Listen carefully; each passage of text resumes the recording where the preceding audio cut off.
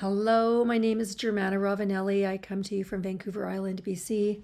Please like, share, and subscribe to my channel, which is all about holistic health, wellness, and giving people tools to move out of stuck states or being confused about what actually helps make your life better. I got into hypnotherapy years ago because I had a tremendous amount of trauma, and talk therapy got to be monotonous. I was still struggling with emotions that I couldn't place. And then I learned about how hypnosis is really your body. Your subconscious mind is your body. And if you track what's going on in your body and you have rapport with the subconscious, you can find out why the body is telling you or doing what it's doing and help the body actually feel safe. One of the key pieces for me when I got into it, I was quite a lot younger than I am now. And I just wanted to understand why I had anxiety, why I had depression, why I couldn't relax. And what I came to discover was that my subconscious mind, which is also known as your inner child, had been quite badly abused.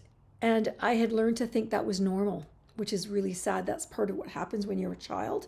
You think this is love and this is what families do. And unfortunately, my family, not that they're terrible people, but they didn't know how to do it differently. So they did to myself and my brother clearly what was done to them. And, it was termed torture.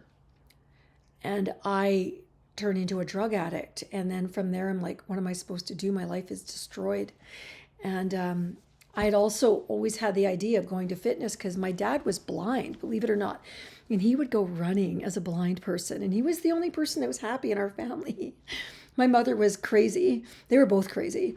But my dad used exercise to regulate his emotions. And I paid attention to that. He was happy. She was not. And so I learned to go to nature. I learned to go to exercise as a form of having some say in one part of my life that no one could take away from me. And what that did for me was it gave me a full career as a personal trainer. First, I started out as a fitness instructor and I got off of welfare teaching fitness classes. I had a little baby who was my little baby, and I wanted him to be safe, and I did anything and everything I could to give him a better life. And the only thing that you could make decent money at back in those days was fitness classes, because everything else was poverty wage. And then eventually I became a personal trainer. And then eventually I became a hypnotherapist because I thought, why are these people, losing weight and then putting this weight back on? And why are these people doing these things? And I was always curious, how does this happen? And what I came to discover was that our subconscious mind is responsible for all of our behaviors. It carries all of our beliefs and all of the thoughts, beliefs, and emotions and behaviors that we have as an adult got wired in when we were a child. So 0 in utero to about 8 years old. And that's where most of our life strategies and belief systems come from. And if we don't learn how to reprogram or update that information, we are actually operating emotionally, intellectually from that age range our whole life. And that's a huge loss of self because there's far more to us than that. And so, I actually will share this shamelessly. I wrote a book called The Road to Transformation, Healing Generational Trauma, which is all about how accessing the subconscious mind helps people heal and make a decision that their life is worth fighting for. If there's someone that has an eating disorder or a shopping disorder or a gambling disorder or whatever it is, that is the subconscious mind trying to self-soothe because there's something else going on that they haven't been taught how to heal or how to deal with.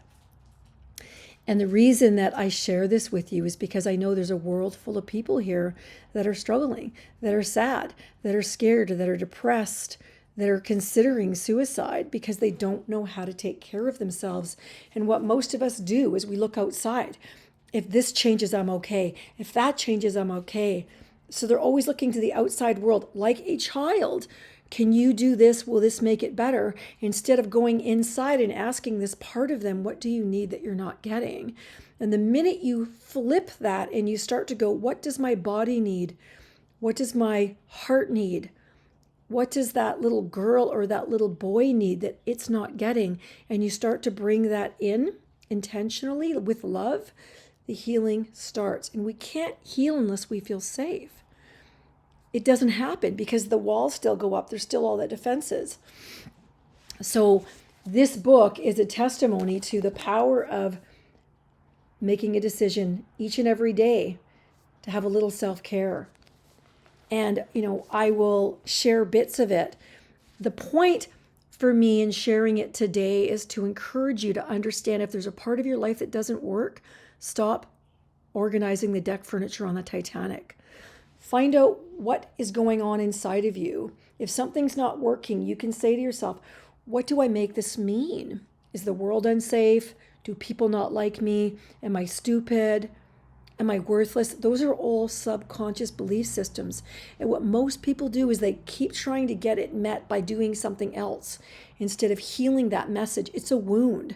And the subconscious mind, when you give it permission to let go of that limiting belief, it will. And then your emotions change, your focus changes, your health changes because you're actually taking care of yourself instead of running around making sure everyone else is okay at your expense. And most people that have been traumatized, that's what they do.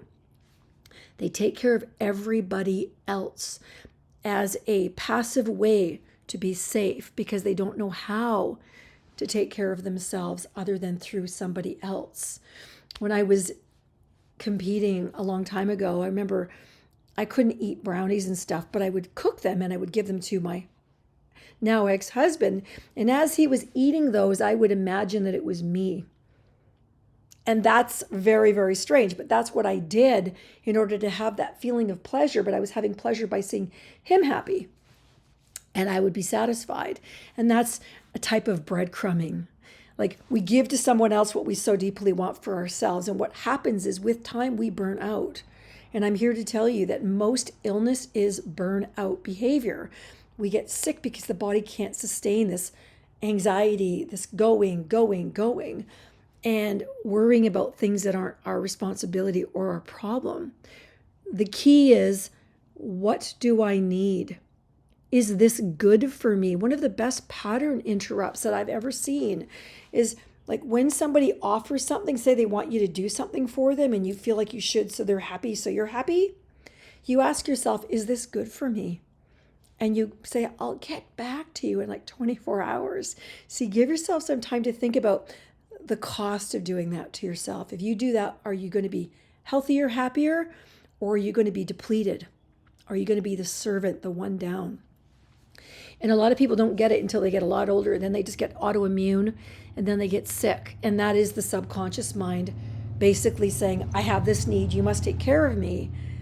And it gets done through being sick. And Gabor Mate talks about it all the time. A lot of people that have MS, cancer, diabetes, ALS, all of these things get it because they have abandoned themselves and they've normalized it. And my message to you, no matter who you are and where you've been, most people do not know who they are and they do not know what their needs are, but they know what everyone else needs. Or they're busy trying to make a bunch of money because that makes them feel safe. And unfortunately, it's temporary. It's a very temporary dopamine hit. The real relationship that we must create is one of feeling like we matter, that we're wanted, that we are sacred and precious, and that we take care of ourselves and our life because nobody else is gonna. Nobody else has been assigned that role. So I'm just offering you a little inspiration, perhaps, to consider asking yourself this week, when somebody offers you something, or even if your brain offers you something, or it says something, because the brain is sometimes very unkind, is this true? Like, do I have evidence that this is true? That's if the mind starts coming up with all this stuff about you're old and you're fat and whatever, or people don't like you, or blah, blah, blah, blah. Is this true? Do I have any evidence of that? Most people, once they do that, they're like, oh gosh. And I listened to that for how many years? And the other thing, when somebody offers you something or you think that you should do something and you're tired, And then you ask, is this good for me? And answering that as if you really matter can change your life, because all of a sudden you're intervening in a pattern of self-betrayal that you've normalized. And when we've come from abuse, that's what we do. And that's why we end up really, really messed up relationships, because we haven't healed the most important one, the one with ourself, where we're self-aware. What does this part of me need? So I come to you from Vancouver Island. I will share more. Please like, share, and subscribe. I will share nuggets out of my book. If you need inspiration, please check it out on Amazon. And I hope that you have a wonderful day.